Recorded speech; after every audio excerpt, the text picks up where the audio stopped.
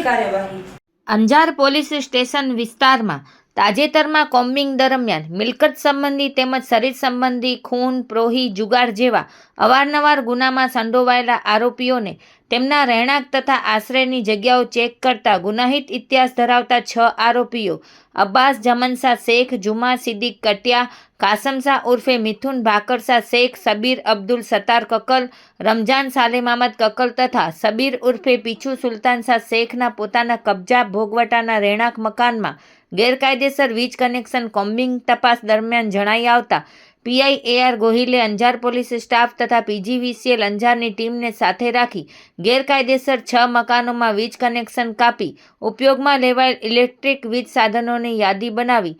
કુલ 6,20,000નો દંડ GEB મારફતે 6 મકાનમાં આરોપીઓને કરવામાં આવેલ છે। આ કામગીરી Anjar PI AR Gohil, PSI SG વાડા, અંજાર પોલીસ સ્ટેશનના કર્મચારીઓ તથા PGVCL અંજારના અધિકારીઓ અને કર્મચારીઓની ટીમ દ્વારા કરવામાં આવેલ છે।